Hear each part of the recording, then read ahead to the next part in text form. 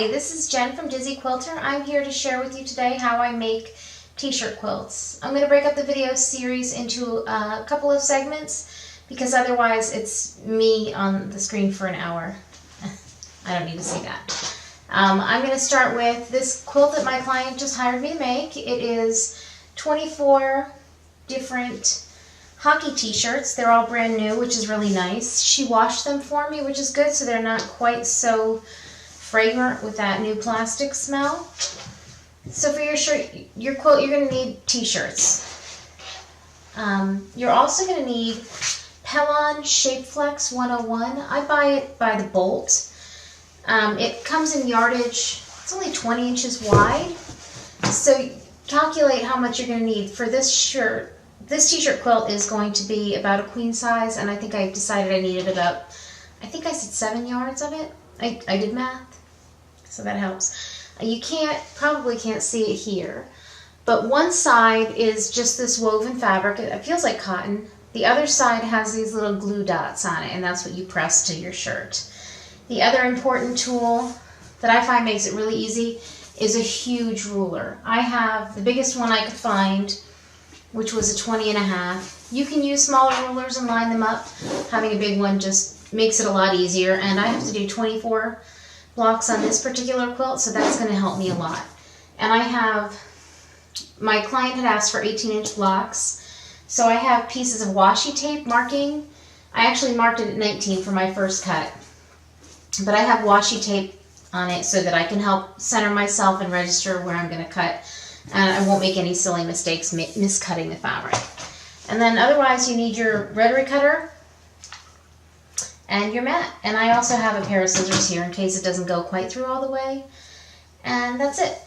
Alright, forgive my weird camera angle. I'm a quilter, not a videographer. This is the best I can figure out today. So I take the t-shirt, try to smooth it out as best I can. Sometimes it's easier to slice it up the back and then across the top of the sleeves to have a flat surface to work with. I'm in I don't want to say a time crunch, but I definitely am on the clock with this one, so I'm going to try to speed it up as much as possible. So I smooth it out, get it nice and flat, and put my ruler on the top of it. Now, the t-shirts that I've been given, the client wants an 18-inch block, that's a big block. The patterns are about, I don't know, 12 inches square, and they're printed up higher on the shirt, and on these shirts they all seem to be over to one side. So I'm doing the best I can. I'm cutting out at 19 inches for my first rough cut. And what I do is I get it up as close to the neckline here. You see that? Right up to the neckline, and sometimes even a little bit over, because I am going to trim this up, and even a little bit of the neckline and the seam allowance, in my experience, has been okay. I wouldn't do it on every block, and I try to avoid it, but if, you know, having the design up at the top of the block and a lot of blank underneath, to me, is not aesthetically pleasing.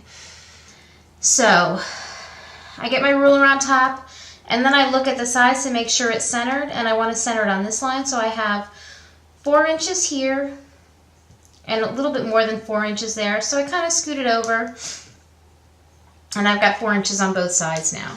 So I'll cut out my shirt. Let's slide that down so you can see.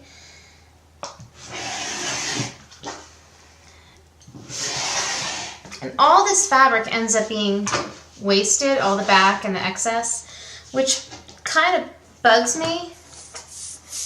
The client told me to just throw it out, which I probably will do because I don't have a ton of free time, but there are a lot of crafts online that you can use to use the extra fabric with. I've seen a couple that are like braiding rugs that look very interesting, or making yarn for knitting.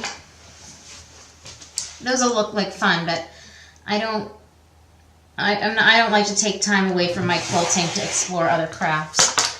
But the last thing I need is a whole new slew of tools. So there it is. That's a 19-inch cut. The back piece, these ones don't have printed back panels, and they're not cut perfectly anyways, because if they have a little bit of wrinkle, it doesn't matter. So that's all excess. Here is my lovely t-shirt square. And then I didn't even catch any of the neckline on that one. So I set that aside. The next step is to cut out your inner facing. And these I'm just going to cut out 18.5-inch squares, which is the final size I'll be cutting the t-shirt blocks out at. I do want fusible inside the seam allowance. So I just line that up at 18.5. And there's a little bit of a jagged edge on this side. And of course the bolt is 20 inches wide. I don't know why they do that. Maybe they can't fold it and stick together or something.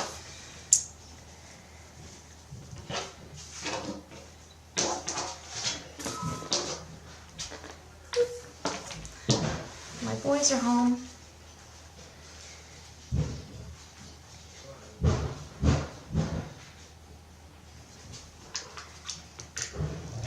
And there you go. I saved a little scrap. Sometimes I piece them together if I'm short on something. And that's your interfacing cut. You want 24 of those for this t-shirt quilt.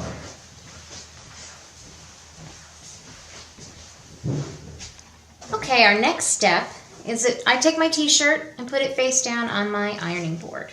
Smooth it out again. And I'm going to go over it a little bit just to get it nice and flat and smooth. I don't press them from the front because I think in the past I've had t-shirts that melted right onto the iron. And these aren't my t-shirts, these are a client's, so I'm trying to be really careful with them.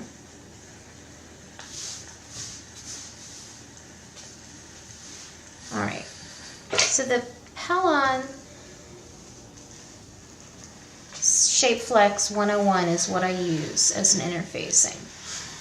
And I just go back and forth over it a couple of times. I'm really giving it a lot of pressure, which is why my ironing board is wiggly. You can see it doesn't, I cut it a little bit smaller than I cut the t-shirt square so that I can have some excess when trimming and I don't have to waste too much.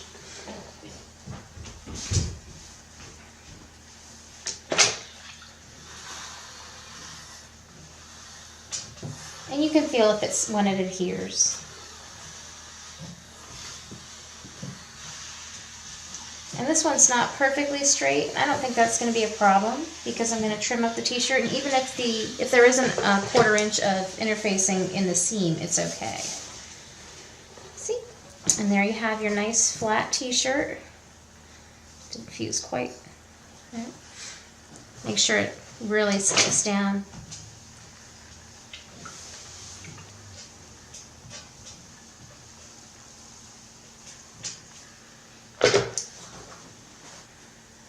There you go. And I'll square this off and we'll be ready to assemble the quilt. I wanted to show you something that'll come up sometimes. It happens, especially on printing. I don't have any more, I didn't record myself making mistakes on printed t-shirts, so this is a plain one. Sometimes they're wrinkly and there's a little bit of bunching around the printed design and you can get little puckers. And they're really easy to fix. So of course this is the end of the bolt of, did I get one caught in there? This is the end of the bolt of the shape flex. So I'm going to fuse this down with a wrinkle in it. And usually you can feel it with your fingers before you press it, which is why you see me stroking the fabric so much. But if you turn it over and you see that you've got a pull, it's very easy to repair. Warm it back up a little bit, pull it up, and if it's on the inks, you know, if it's not right up against the rubber printing on the t-shirt, you can go over it from the top, being careful, and it's being a little stubborn now because I really glued it down. But I like to just pull it out, and the wrinkles will come right out. Any little puckers or folds there are. just tug at them and ease the iron over, and they'll fuse down nice and flat. And that you don't have that big wrinkle. It won't show up in your quilt, and you'll have a better product. And then I'll flip it over in the back, and I see all these little puckers on the back, and I'll kind of ease them out too. It's nice if everything is perfectly flat and smooth. Leads to better piecing, better quilting, and a better finished product.